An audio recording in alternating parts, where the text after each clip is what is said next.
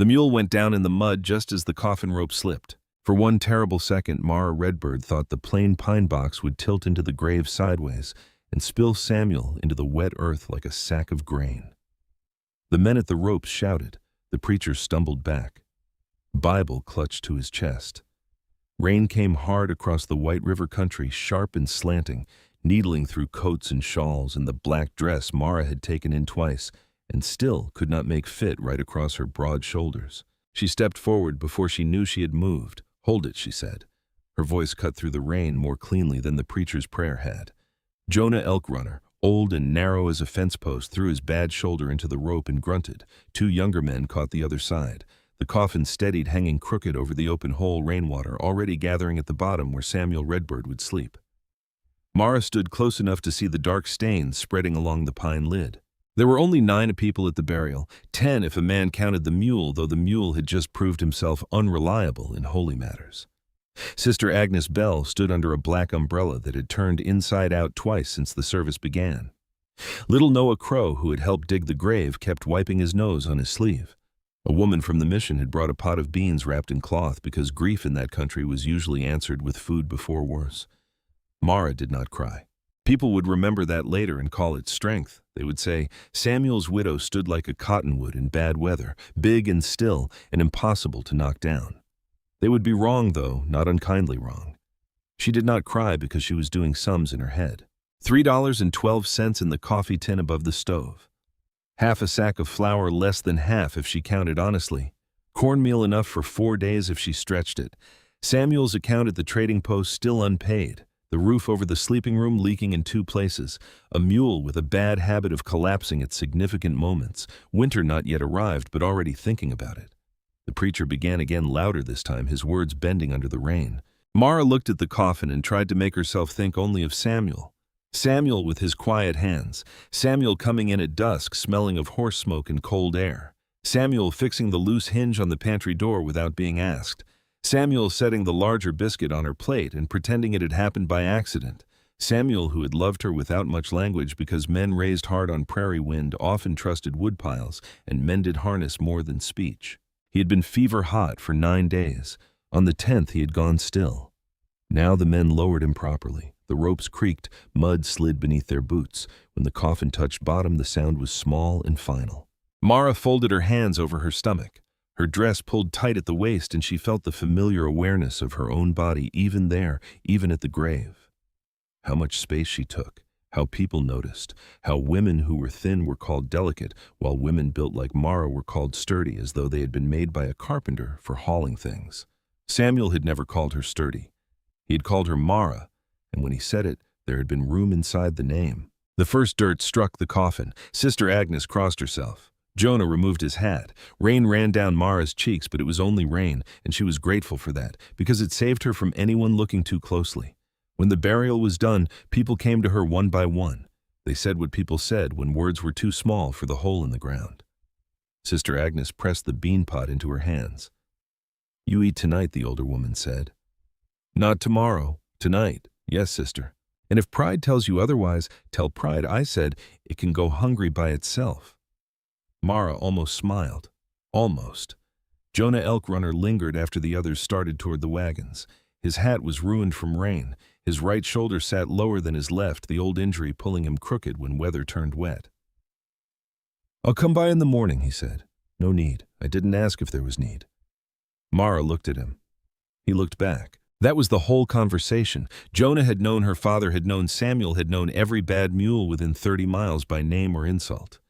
He had a way of offering help as though it were an errand already decided, which made refusing feel like poor manners. "I have bread rising," Mara said. "At a time like this." "At every time." Jonah nodded as if that settled something important. "Then I'll bring dry wood." Mara left before the grave was fully shaped. Some people noticed, some likely judged. Let them. The dough would not wait for grief to become respectable. Her cabin sat 2 miles from the burial ground, low against the prairie, with smoke dragging thin from the chimney. The rain followed her all the way, soaking through her shawl and making the hem of her dress heavy with mud. By the time she reached home, her fingers were numb, and her boots made a sucking sound at every step. Inside the room was dim and smelled of yeast, damp wool, ashes, and the beans Sister Agnes had given her. The bread had risen too high, pushing against the cloth like something trying to escape. Mara set the bean pot down, took off her shawl, and stood for a moment in the middle of the room.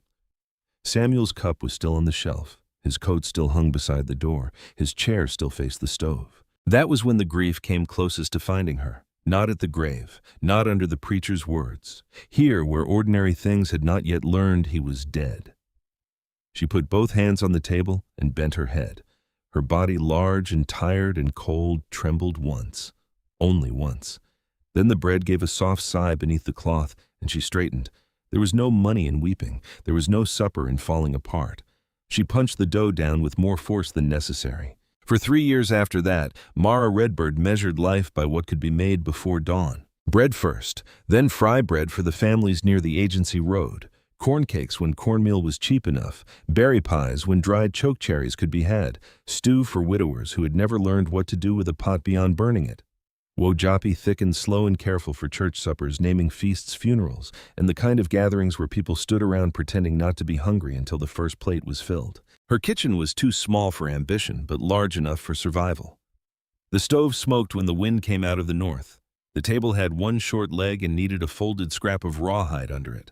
Flour dust lived in the cracks of the floor no matter how often she swept. Mara worked anyway. Word traveled the way it always did in Pine Ridge country by wagon seat church step trading post counter, and women carrying covered pans from one house to another. People learned that Samuel Redbird's widow could bake bread with a crust that broke clean under the thumb. Her pies did not sag. Her stew did not taste thin even when the meat had been stretched farther than honesty preferred.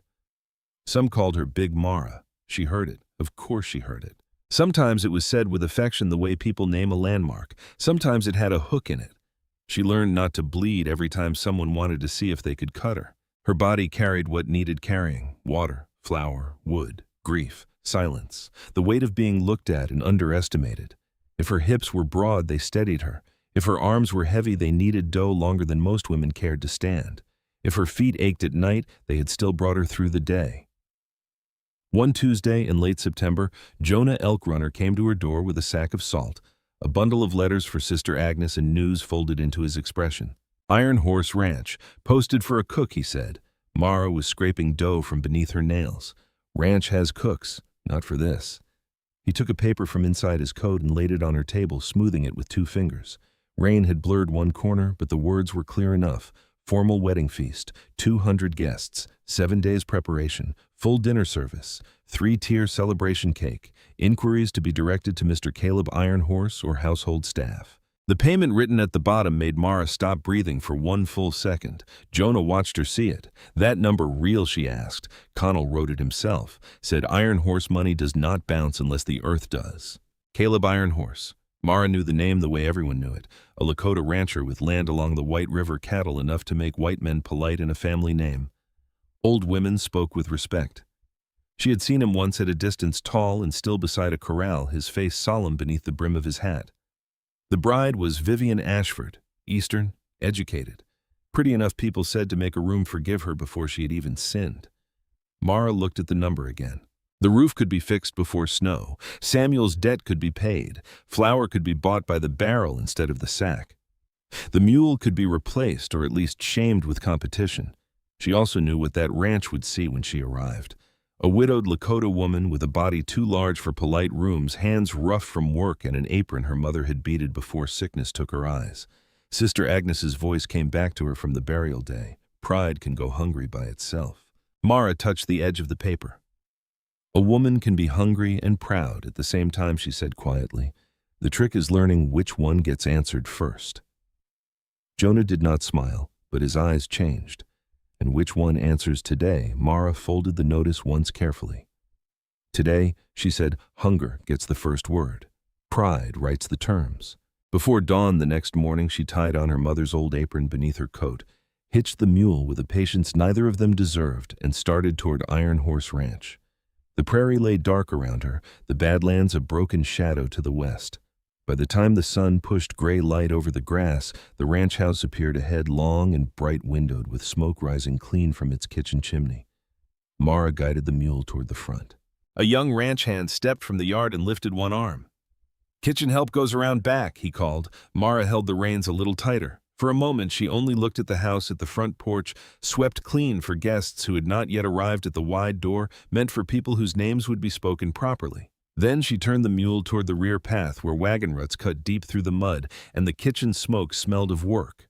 The rear path at Iron Horse Ranch had been worn by wagons, kitchen girls, hired hands, and every person whose work mattered more than their name. Mud held the ruts deep there. It clung to the mule's hooves and sucked at the wheels until Mara had to lean her full weight into the reins and speak low through her teeth. "Come on, old fool. We are both too tired to be embarrassed this early." The mule flicked one ear but obeyed. The back of the house was not ugly. That was the first thing Mara noticed. It had been built for use, not welcome, but use had its own kind of honesty. Split wood stacked under a lean-to, water barrels near the pump, a smokehouse beyond the wash line. The kitchen door stood beneath a narrow roof, and from inside came the smell of coffee ashes and meat stock, already simmering. A woman opened the door before Mara knocked. She was short, square, and old enough to have earned the right not to soften her face for strangers. Her gray hair was braided down her back, and her dark eyes moved over Mara once, not rudely, but thoroughly, the way a woman looked at a sack of flour before deciding whether it had been weighed fair. "You Redbird?" she asked. "Mara Redbird. Auntie Lena 2 Bears." The woman stepped aside. "Bring your things in. Don't track half the yard with you." Mara wiped her boots as well as mud allowed and carried her bag inside. The kitchen was larger than her whole front room. For a moment, she forgot the insult of the back door. She stood still and took in the space.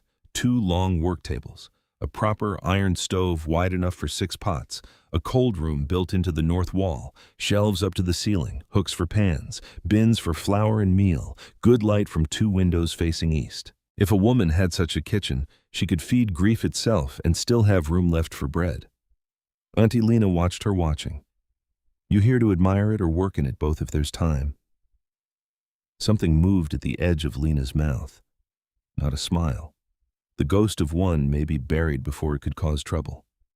"Mr. Iron Horse will see you." Mara followed her through a narrow passage into a plain room off the kitchen. Caleb Iron Horse stood by the table with a folded paper in his hand. He was taller up close than he had been at a distance, not showy, not polished, but built like a man who had lifted things before owning men who could lift them for him. His black hair was tied back, his shirt clean, but not fancy. His face held that same tiredness Mara remembered from far away, only nearer now and harder to ignore. "Mrs. Redbird," he said. "Mr. Iron Horse." His eyes did not drop to her body the way many men's did, measuring width before worth. They stayed on her face. That counted for something. Not enough, but something. "I appreciate you coming. I came about the feast, so I understand." He motioned to the chair, then waited until she sat before sitting himself. 200 guests, dinner service after the ceremony, roast meat bread, soup sides, pies, and the cake, 7 days of preparation. You would have full use of the kitchen. "I'll need the menu agreed before I begin." "It is mostly agreed, mostly ruins timing." He looked at her, then nodded once. "Fair. I'll need quantities in writing, payment in writing. If supplies are short, that is not to be counted against my work. If the menu changes after I plan it, the price changes with it." Auntie Lena, standing by the door, made a small sound that might have been approval, disguised as a cough. Caleb unfolded the paper. "There is another matter." Mara rested her hands on her knees. Her palms were rough, the nail's short flower still caught in one seam of skin despite scrubbing. "My fiancée, Miss Ashford, has particular feelings about how the household presents itself during the wedding week." There it was. Not the thing itself yet, but the shadow of it entering the room. Caleb continued carefully. "She would prefer the cooking arrangements remain private." "Private," Mara repeated. "You would use the rear entrance. During guest hours, you would remain in the kitchen and service areas. If people arrive early, we would ask that you not pass through the main rooms." He said it plainly, and that was almost worse than if he had dressed it in softer cloth. A pretty lie could be hated cleanly. A plain insult made a person look at the world that permitted it. Mara looked past him toward the window. Outside, the yard was waking. A ranch hand led 2 horses toward the corral. Smoke moved flat in the morning cold. The front of the house would be swept clean. The back would take the mud. She thought of the roof, Samuel's debt, flour by the barrel, winter sitting beyond September like a creditor with patience. The dignified thing would have been to stand. The living thing was harder. I won't be seen, she said. Caleb's jaw tightened. That is the request. No. She looked back at him. That is the condition. He did not look away. Yes. Mara sat with it long enough that the silence became a third person at the table. Then she said, work done in secret still weighs the same in the hands that do it. Auntie Lena went very still. Caleb's expression changed not much but enough. I know, he said quietly. You know it, but you're still asking. Yes, then write the terms properly. He took that like a blow he had earned. I will. No last-minute menu changes. Agreed. No one touching the cake once I begin it. Agreed. 2 girls for peeling, washing, carrying, and basic prep. Not girls who need mothering while I work. At the door, Lena said, Tessa Little Elk can follow instruction if fear doesn't take her first. I'll see to the other. Mara looked to Caleb. And I begin Monday before sunup. He nodded. Monday. She stood.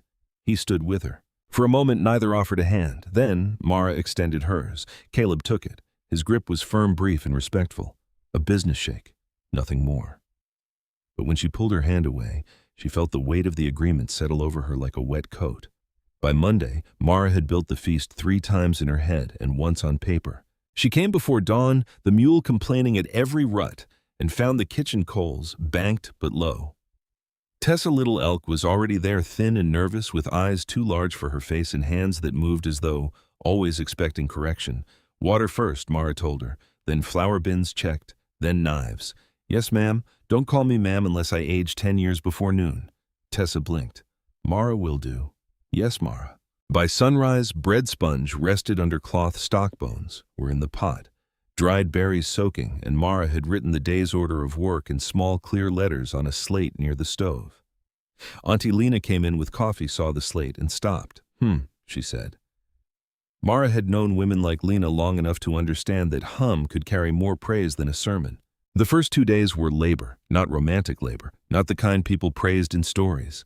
The kind that swelled fingers, dampened hair at the temples, and made a woman's lower back throb when she finally sat. Mara hauled chopped mix, tasted, corrected, and started again. Her body grew hot near the stove, her blouse sticking between her shoulder blades. She moved heavily, but surely not quick like Tessa, not sharp like Lena, but with a steadiness that filled the room. Caleb appeared the second morning just as the bread was being turned. He stood inside the kitchen door holding an empty cup. I didn't realize you began this early. Bread doesn't care what men realize. Tessa made a strangled sound and turned it into a cough. Caleb looked at the dough. May I have coffee? If you stand there, yes. If you cross this side, no. This side, my side. He glanced down at the floor as if a border might be drawn there. Understood. He poured coffee and stood where she had told him. To his credit, he did not pretend to know more than he did. He watched silently for a while, then asked, Why start bread so long before it is needed? Because rushed bread tastes rushed. People can tell. People can tell when something is wrong, even if they don't have words for it. He considered that. You speak about food as though it has a conscience. No, people do. Food only tells on them. He looked at her, then really looked as if she had said something he would carry away and open later. On the 3rd day, Vivian Ashford came into the kitchen. Mara heard her before seeing her. A bright voice in the hall, light steps, a laugh polished smooth as silver. Then the door opened and Vivian stood framed in it wearing a traveling dress too clean for the roads and a smile too practiced for the room. She was beautiful in the way store windows were beautiful, arranged, untouched, meant to be seen from the front. You must be the cook, Vivian said. Mara Redbird. Vivian's eyes flicked over her. Face, shoulders, waist, apron, hands. The pause was short, but Mara felt where it landed. How industrious. Mara turned back to the broth. Was there something you needed? I wanted to discuss improvements to the menu. Caleb showed me the plan. It is very hearty. She made the word sound like a polite cousin to crude. But we will have guests from the East. I thought perhaps a French course. Something refined. The menu is set. Vivian's smile held. Surely a capable woman can adjust. A capable woman knows when adjusting, one thing spoils 6 others. The kitchen went quiet enough for the simmering pot to sound loud. Vivian looked at Mara's apron then. The beadwork along the hem had faded, some blue beads missing where years had taken them. How picturesque, she said. Mara set down the spoon. My mother made it, of course. Vivian's smile sharpened. Sentiment has its place, so does timing. Vivian looked at her a moment longer, then turned toward the door. "We shall see what Caleb thinks." "He signed the menu," Mara said. Vivian stopped, but only briefly. Then she left. Auntie Lena came from the cold room carrying a bowl of butter. That woman could sweeten coffee by standing near it and still leave a bitter taste. Tessa looked horrified. Mara picked up the spoon again.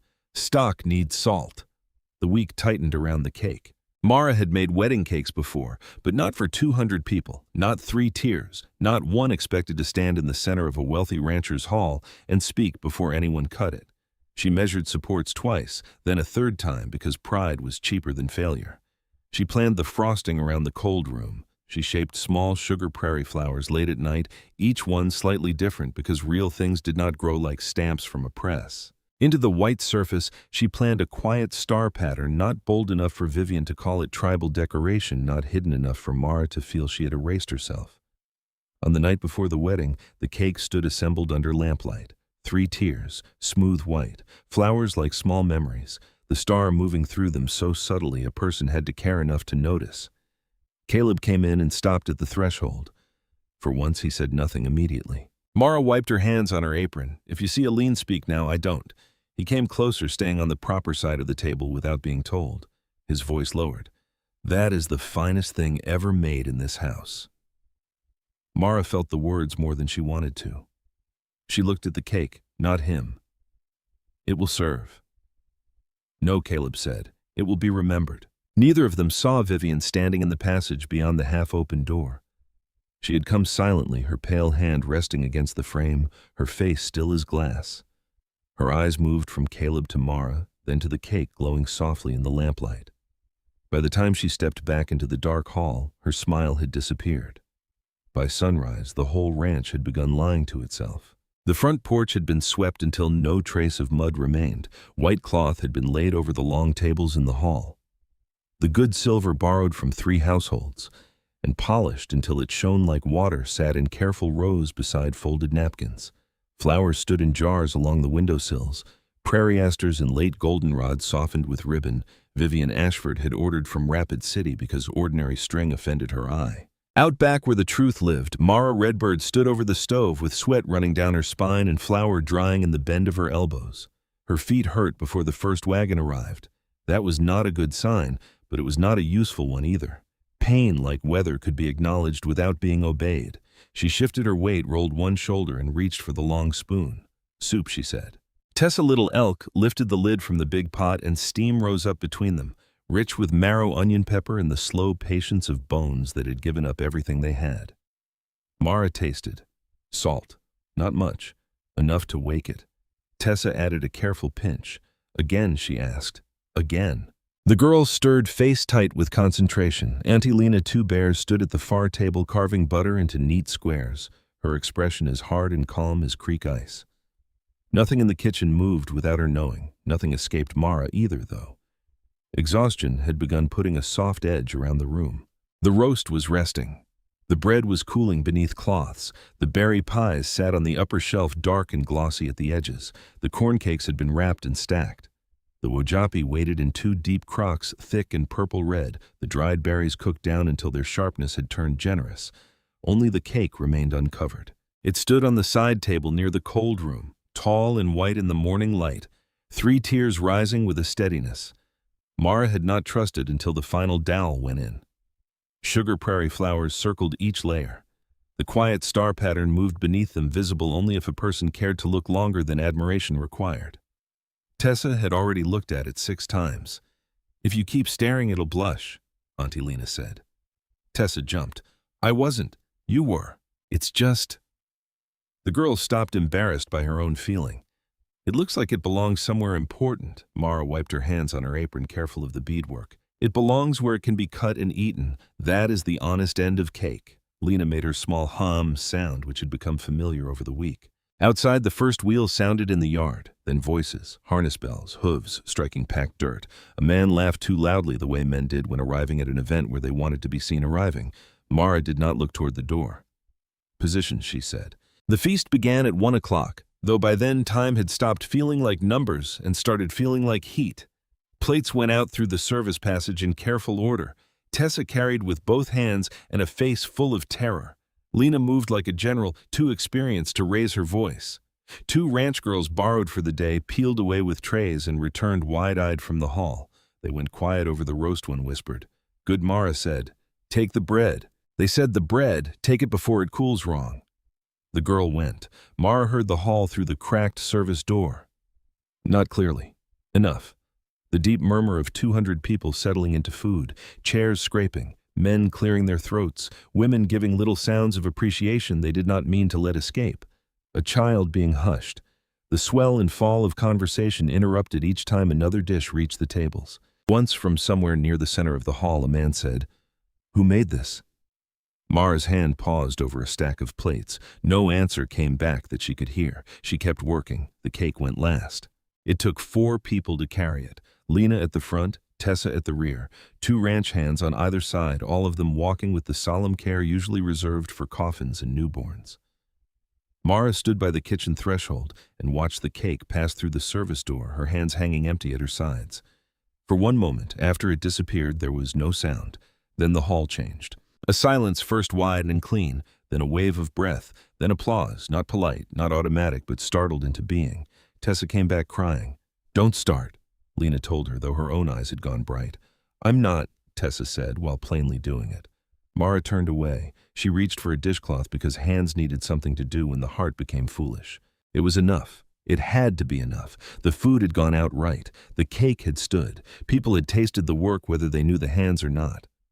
Then Vivian Ashford began to speak. Her voice carried beautifully. It floated through the hall and slipped through the service door with the ease of perfume. "Thank you all, truly. I am overwhelmed by your kindness. A wedding feast should be more than a meal. It should be a personal offering made with care, with thought, with a bride's own hand wherever possible." Mara stopped folding the cloth. Tessa looked at her. Lena went still. "I wanted Caleb's guests to feel that care in every dish," Vivian continued. "From the bread to the cake, I planned each detail myself." The applause came warmly, easily. People believed confidence when it wore silk. Mara set the cloth down. Something inside her did not break. Breaking would have been cleaner. This was a tightening, a slow inward closing around a heat she had no place to put. Vivian laughed softly. "Of course we had help with the heavier kitchen work. The large widow from the back kitchen, Mrs. Redbird, was useful with the simpler tasks. Some women are built for labor, and one must be grateful when they know their place in it." The laugh that followed was uncertain, but it existed. That was enough. Tessa made a small, wounded sound. Lena's face changed in a way Mara had never seen. All the stern lines of it went cold and old. "A lie can wear silk," Lena said quietly, "but it still leaves muddy tracks when it walks." Mara reached behind her neck and untied the apron. "Mara," Tessa whispered. She folded the apron once, then again. Her mother's beadwork lay against her palm, faded blue and white, careful as prayer. "I did the work," Mara said. "We know," Lena said. Yes, Mara hung the apron on the peg. "I know too." She put on her coat. Her hands were steady, which surprised her only a little. There were kinds of anger, too deep for shaking. The kitchen door to the hall opened before she reached the back. Caleb Ironhorse stepped inside. He had been dressed for a wedding, dark coat, clean shirt, silver clasp at his throat, but his face did not belong to a groom. It belonged to a man who had just seen a bridge burn and understood he had been carrying the match for months. "She is claiming it," Mara said. He swallowed once. Yes, she knew. Yes, she stood in that hall and said it anyway. His eyes moved to the apron on the peg, then back to her. "I heard what she said about you." Tessa wiped her face with both hands. Lena did not move. Caleb took one step farther into the kitchen. "I'm sorry." Mara looked at him then, properly, fully. "You are sorry now because she made the wrong visible. But the wrong was standing here all week. It had a door. It had rules. It had my name missing from them. He took that without defense." "You're right. I accepted the work," she said. "I knew the terms. I'm not a child who wandered into insult by mistake. No, what she did belongs to her. What you do with it belongs to you." He looked toward the hall. Vivian's voice still moved beyond the door, bright and pleased with itself. Mara picked up her bag. "My part is done. You don't want to come in there, no?" She moved toward the back door. "I have been looked at enough in my life by people who did not see me. I don't need to stand in that room and watch them decide what my dignity is worth." "Mara." She paused with her hand on the latch. He had not used her name like that before, not as a hired woman, not as someone in the kitchen, just Mara. She did not turn. "Whatever I say," he said, "I should have said something before tonight." "Yes," she said, "you should have." Then she opened the door and stepped into the cold. The evening had dropped blue over the yard. Wagons stood in rows. Horses shifted under blankets. Through the lit windows of the hall, shadows moved across the walls, large and warm and belonging to another world. Mara walked to the hitching post where Jonah Elkrunner had tied her mule after bringing extra flour that morning. The old animal turned his head toward her with the tired sympathy of creatures who expected little from mankind. She untied the rope. Behind her inside the house, Caleb's voice rose, not loud, clear. The yard was cold enough that every sound seemed to sharpen as it crossed the air. "Before this evening continues," he said, "there is a truth owed in this room." Mara closed her eyes. She should leave. She knew that. Pride had carried her this far. Good sense ought to carry her home.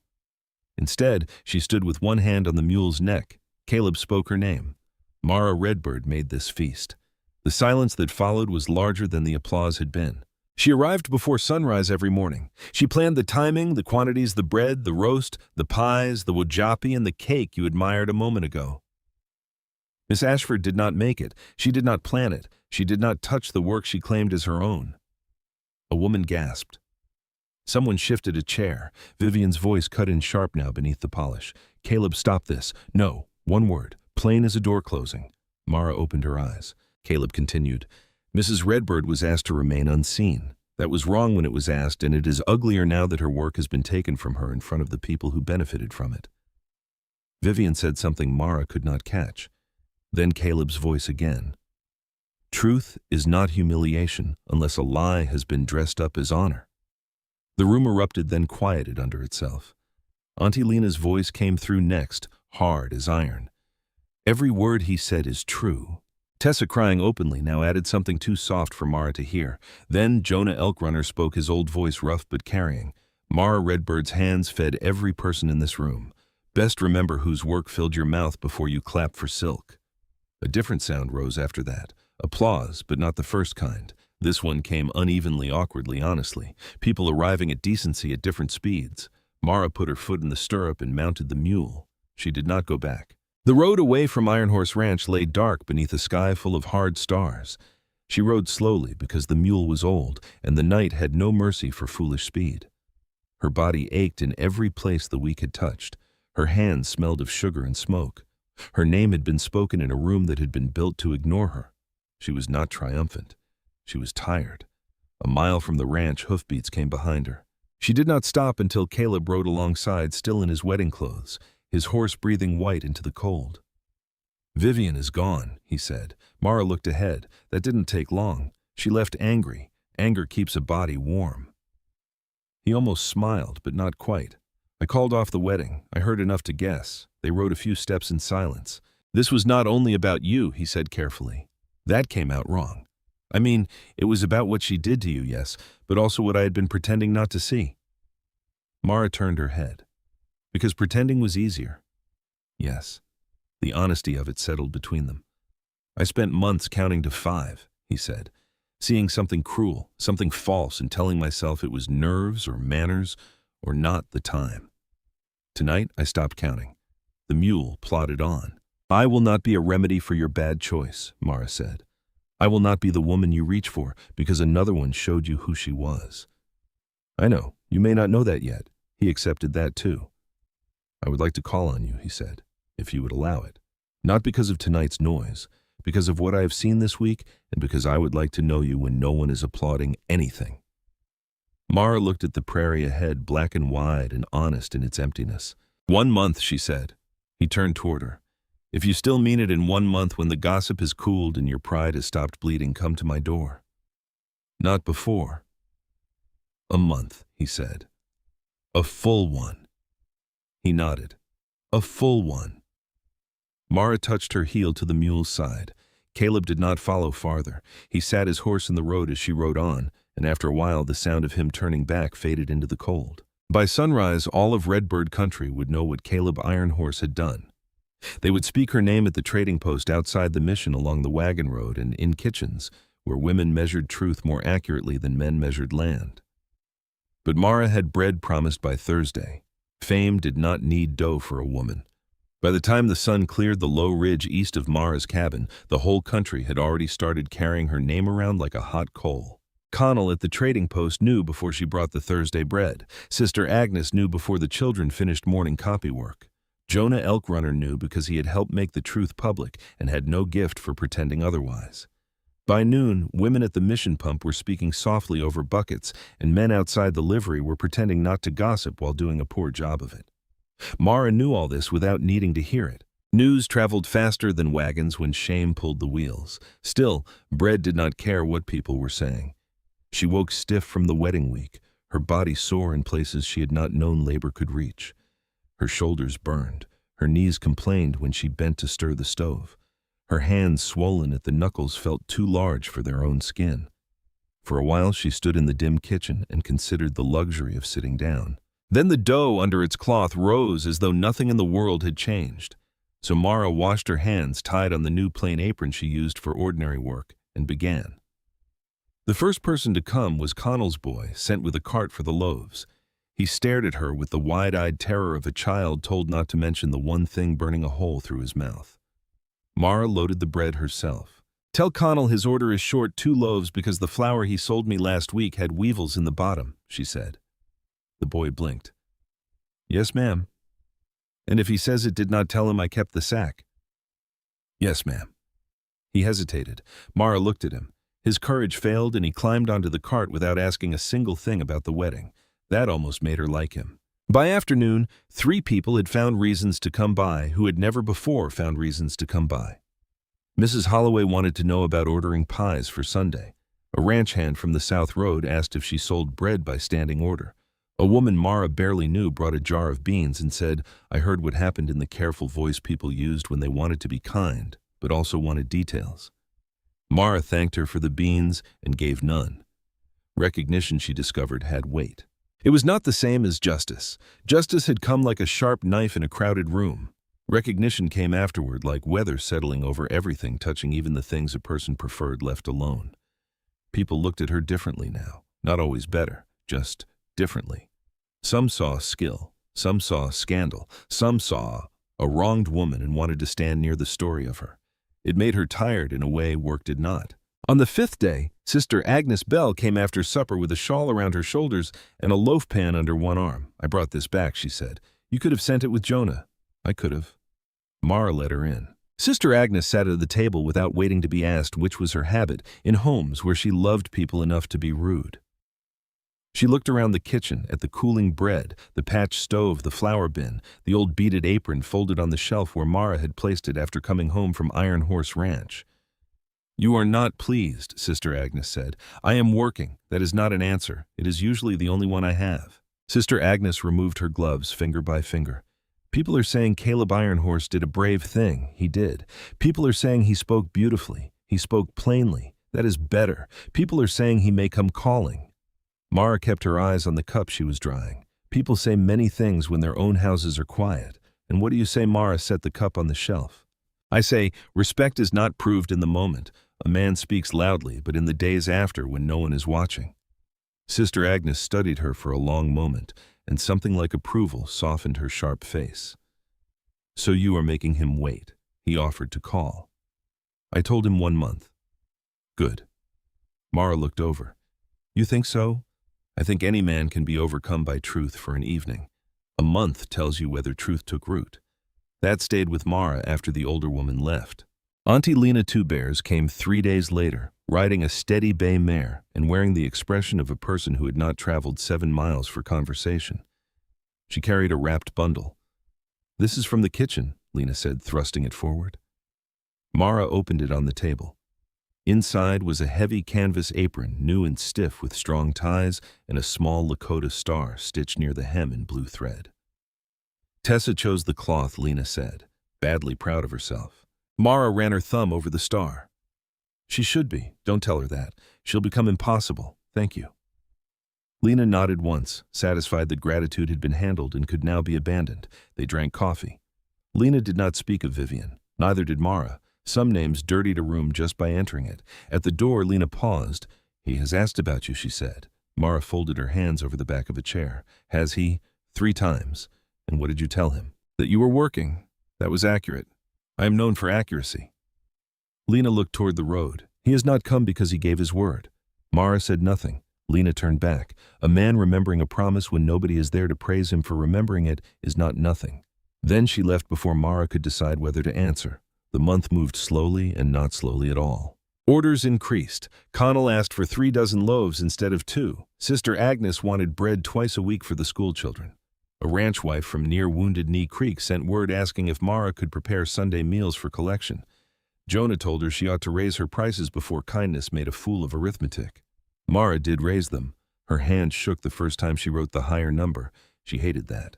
Then she wrote it again on a second paper steadier. The roof stopped seeming like an immediate threat. Flour came by the barrel. For the first time in 3 years, Mara looked at winter and did not feel it looking back with teeth. Still at night, when the stove had been banked and the house settled into its small sounds, she thought of Caleb Ironhorse on the road under the cold stars. She thought of him saying he had stopped counting to 5. She thought of him standing in the hall, naming what was true. Then she reminded herself that a man could do one true thing and still not be true all the way through. On the 30th morning, she was shaping bread when she heard a horse outside. She did not look up at first. Her hands finished the fold, turned the dough, pressed it down. Only then did she wipe her palms and go to the door. Caleb Ironhorse stood on her step with his hat in his hands. He was not dressed for ceremony. Work coat, plain shirt, boots with dried mud on them. He looked tired but not lost. That mattered. "You counted," Mara said.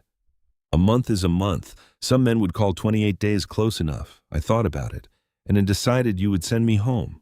I would have." "I know." She stepped back. "Come in, then." He entered carefully, as if her small kitchen were a church or a room where a sleeping child lay. His eyes moved over the stove, the table, the flour bin, the shelf with the folded beaded apron. Not judging, learning. "Coffee?" she asked. "Please." They stood on opposite sides of the table while it brewed the silence not yet easy but not false. "I owe you an apology," he said. "You gave one." "No, I gave one while the wrong was burning in front of us. That is different." He looked at her directly. "The back door was wrong before Vivian lied. Asking you to disappear was wrong before she took your work. I knew it made me ashamed and I mistook shame for inconvenience." Mara poured the coffee. "Why tell me now? Because if I mean to know you honestly, I cannot leave that sitting between us like it was nothing." She handed him the cup. "I hear you," she said. He took that carefully, as if it were more than he deserved and less than he wanted. They sat. For a while they spoke of ordinary things: bread, weather, cattle prices, Connell's habit of selling flour too close to ruin. Then the conversation deepened the way a road sometimes dipped without warning. Mara told him about Samuel's burial, about rain, about the coffin slipping, about doing arithmetic instead of crying and feeling guilty for it afterward. Caleb listened without touching the story. "Maybe the arithmetic was grief," he said finally. "Just the only kind that could stand up that day." Mara looked at her coffee. "Maybe." He told her about Iron Horse Ranch, about inheriting land he had not been sure he wanted, about thinking Vivian was the sort of woman a man in his position ought to marry. "Ought to is a poor foundation," Mara said. "I know that now. Knowing late is still knowing." He almost smiled. "That sounds like forgiveness." "It is not. It is a fact." "That too," he said, "is useful." When he asked if he might call again, Mara did not say yes in the way he expected. "Auntie May. Two Crows has a harvest supper Saturday," she said. "If you come, she will put you to work." "What kind of work?" "The kind that tells more truth than conversation." He came. Auntie May set him to peeling potatoes before he had his coat fully off. Tessa Little Elk showed him the correct angle of the knife, with the grave authority of a girl suddenly promoted in life. Jonah Elk Runner sat near the stove and watched as if attending theater. Caleb peeled 30 pounds without complaint. When he finished, he asked Auntie May what needed doing next. She gave him a blackened pot and pointed at the pump. Mara saw that. She saw the way he listened when old women spoke, the way he did not make himself helpless to invite praise, the way he worked badly at first, then better. Later, outside in the cold, he asked what she liked to eat when she was not cooking for others. "Fresh bread," she said. "Apple butter if the bread is still warm enough to remember the oven." The following Saturday, he brought apple butter. By the third Saturday, he knew where to sit. By the 4th, the silence between them had stopped asking to be filled. Then, in the second week of December, a writer from Rapid City brought a letter from a hotel manager who had heard of the Iron Horse Feast and wanted a contracted baker. Mara read the terms twice. The money could change everything. Her kitchen could not hold the work. That evening, Caleb came when she sent for him. He read the letter, set it down, and asked the right question. What would you need? A better cold room, she said. More shelving. Better insulation. I can pay for part. Not all. I can help. That is not what I asked. I know. She looked at him across the table. If I accept it as a loan, written terms, repayment schedule, no confusion. His mouth moved slightly. You make help earn its keep. I make it stand where I can respect it. He nodded. Then we write it. So they did. At her kitchen table under lamplight with flowers still on her sleeve and the hotel letter between them. When Caleb signed, he didn't look offended. He looked proud. After he left, Mara stood alone in the warm kitchen and looked at the walls, the shelves, the stove, the small, cold space that had never been enough for what her hands were becoming capable of making. For the first time since Samuel died, she did not see what the room lacked. She saw what it might become. The hotel contract in Rapid City lay folded in the same coffee tin where Mara Redbird had once kept $3.12, and all the fear she could not afford to name. She put it there on a Tuesday evening after reading it 4 times at the kitchen table, and once standing by the stove as if the words might change depending on the light. They did not. The manager wanted weekly bread pies twice a month and prepared dishes for travelers who paid good money to believe the West was rough, but still expected supper to arrive hot and properly seasoned. The payment was fair, better than fair. Enough that Mara sat down after calculating it and stayed seated a long while. Outside, December pressed itself against the windows. Snow lay in hard patches along the yard, and the mule stood under the lean-to with the offended posture of an animal who had survived many winters and approved of none of them. The old kitchen looked smaller that night. Not poor. She would not call it poor. It had held her through hunger grief and more work than its walls had been built to bear. But it was small. The cold space could not keep what the hotel required. The shelves sagged under ordinary orders. The stove, loyal as it had been smoked when pushed too hard, and complained in iron sounds when the fire ran high. A life could outgrow a room before a person noticed. The carpenter arrived in January from Rapid City with 2 sons, a measuring string, and the expression of a man prepared to be patient with a woman until she became grateful for his wisdom. That lasted half a morning. No, Mara said, standing in the doorway of the cold room with her sleeves rolled above her elbows. Not that wall. The north wall holds temperature best. Shelves go there. Deep enough for pie tins, but not so deep I lose what's in back. The carpenter, Mr. Greeley, scratched his beard. Ma'am, I've built storage rooms before, and I have filled them. His oldest boy looked down fast to hide a smile. Mara pointed to the floor. Drainage there. Air gap along that side. I need the finished goods kept away from raw storage, and I need enough space to turn without carrying a tray sideways. Mr. Greeley's eyes moved over her body before he could stop them measuring the meaning of that last sentence. Mara let him look. She had spent too many years being made smaller in other people's minds to spend this one shrinking herself for a carpenter. You want it built for your working space? He said at last. I want it built for the work. By the 3rd day, he stopped arguing. By the 4th, he asked whether she preferred the lower braces oak or pine. By the 5th, he was telling his boys to listen when Mrs. Redbird said where a shelf belonged, because she had thought farther ahead than any of them. Caleb Ironhorse came the evening the work finished. Snow had crusted on his coat by the time he reached the door, and he stood stamping his boots clean before entering because Mara had once told him mud had no special rights just because it came on a rich man's heel. He stepped into the new cold room and looked around in silence. The shelves were straight and solid. The walls held the cold properly. The air smelled of new wood-clean straw and possibility. It is well done, he said. It is. You knew exactly what you needed. I usually do once people stop explaining it to me. That brought the small smile she had come to know. He touched one of the shelves, testing its strength. First loan payment in April-March. His head turned. March. I recalculated. Of course you did. I will not apologize for arithmetic. I've learned not to expect it. They stood together in the clean, cold room, close enough for warmth to matter, far enough for respect to hold its shape. That was how much of their courtship had gone. Not easy, not smooth, but honest, in ways Mara trusted more than ease. The hotel orders began the following week. Work changed, not all at once. Work rarely had that much imagination. It changed by weight and hour, more flour, more yeast, earlier mornings, longer lists, new delivery arrangements. Jonah Elk Runner took the Rapid City route twice a week when weather allowed grumbling about the road and secretly pleased to be necessary. Sister Agnes Bell helped Mara write letters that sounded firm, without sounding grateful. Auntie Lena visited once and inspected the cold room with the severity of a military officer. "It will do," Lena said. Mara knew enough by then to accept the blessing. Tessa Little Elk began in February 3 mornings a week, arriving at 5:30 with cheeks red from cold and enthusiasm too bright for the hour. "You don't need to watch every loaf," Tessa said after 2 weeks' flour on her chin and indignation in her voice.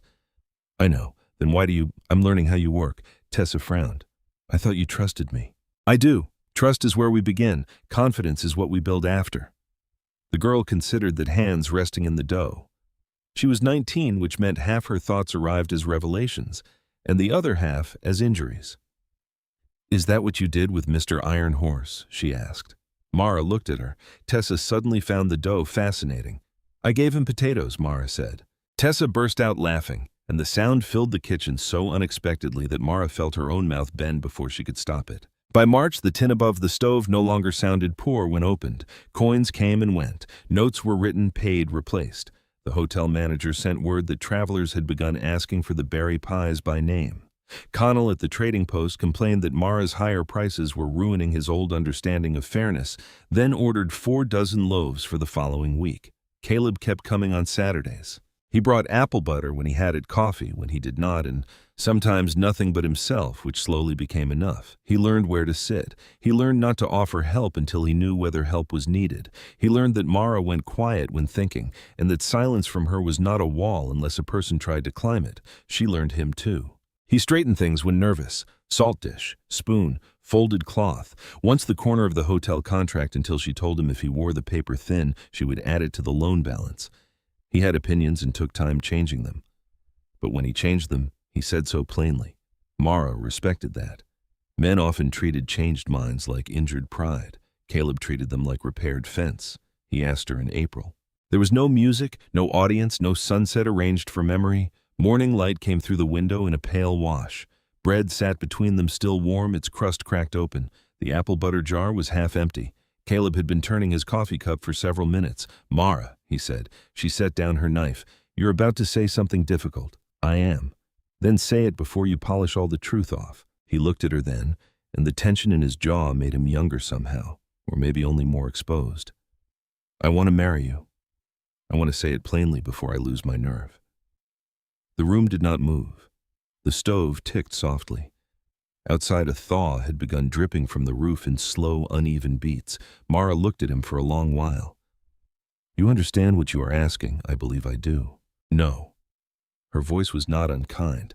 "You understand marriage. You understand a household. You understand what people will say. I mean me. I am listening. I'm not easy. I work early and long. I have spent years making my own decisions because there was no one else to make them, and I will not hand that over just because a man sits at my table kindly. I do not want it handed over. I am still Samuel's widow in places I do not always recognize until they hurt. I am still the woman who counted coins at his grave. I am still the woman people called big before they called capable. I am still becoming whatever comes after that." Caleb did not answer quickly. She loved him a little more for that, though she was not ready to say it in those words. At any time these past months, he said, "Have you felt I needed you to become smaller?" She looked at him. "No." Quieter. "No. Less yourself." The answer came slower because it mattered more. "No." He nodded once. "Then do not stop becoming. Let me be in the room while you do." Something in Mara's chest, long managed and carefully banked like a winter fire, shifted toward warmth. "You make it sound simple." "No, I think it will be daily and difficult and worth doing." She looked at the bread at his hand near the knife at the salt dish he had not straightened since asking. "Yes," she said. He went still. "Yes. Yes, I will marry you." The breath left him like a man setting down a load he had carried farther than he admitted. He reached across the table. She put her hand in his. His palm was warm. The bread cooled between them, ignored for once, and the morning held. They married in May, when the prairie surprised everyone by turning tender. Grass came green along the low places. The badlands stood pale and distant beneath a hard blue sky. The ceremony was small because neither of them had any appetite for performance. Auntie Lena came. Tessa came and cried before anything had happened. Jonah Elkrunner wore his least battered hat. Sister Agnes brought a prayer and a look that warned heaven to behave itself. Mara wore a deep blue-green dress she had sewn in winter, the color of river water under late light. Beneath it, tied at her waist where no one could see, she wore her mother's old beaded apron. Lena saw it before the ceremony. She would have liked him, she asked. She would have made him peel something first, and he would have asked how to do it better. Lena made a sound close enough to laughter to count. Afterward, there was food, because life worth honoring required food. Mara had planned it, but not carried all of it. Tessa made the berry sauce. Auntie May Two Crows brought corn cakes. Jonah brought coffee beans wrapped in cloth and pretended that was not sentimental. Sister Agnes gave Mara a book of recipes with half the pages blank. For what you have not made yet, she said. Later, standing at the edge of the room, Mara watched people eat and talk and laugh under the soft noise of May wind against the windows. Caleb came to stand beside her, near enough to be present, not near enough to crowd. "You all right?" he asked. "Yes," she said, and found it true. She thought of Samuel's grave in the rain, the coffee tin, the back door at Iron Horse Ranch, Vivian's silk voice, Caleb saying her name before a room that had been ready to forget it, the 30 days, the potatoes, the loan paper, Tessa's hands learning dough, the cold room shelves holding steady. The things worth keeping are not the things that arrive fast. They are the things that stay after being built slowly. A month later, Mara came downstairs before dawn and found Caleb already in the kitchen. He had built the fire correctly. He had not touched the bread, which proved intelligence. The apple butter sat on the table. He was straightening the salt dish. "You will move it back and forth until sunrise if I let you," she said. He looked up. "I was thinking. I could tell. I'm glad I waited the full month. You almost did not. I considered 28 days. I would have sent you home. I know." He set the salt dish down and left it. "That is why I waited." Mara put coffee on the stove. Outside, Redbird Country was waking. Jonah would come for the hotel delivery. Tessa would arrive too cheerful for the hour. Sister Agnes would send a note about bread for the school children. Work waited. Life waited. Mara cut the warm bread and pushed the apple butter toward Caleb. The morning began without ceremony, solid and quiet and real. Not applause, not rescue, not revenge. Just a life large enough to hold her whole self, made carefully by hand.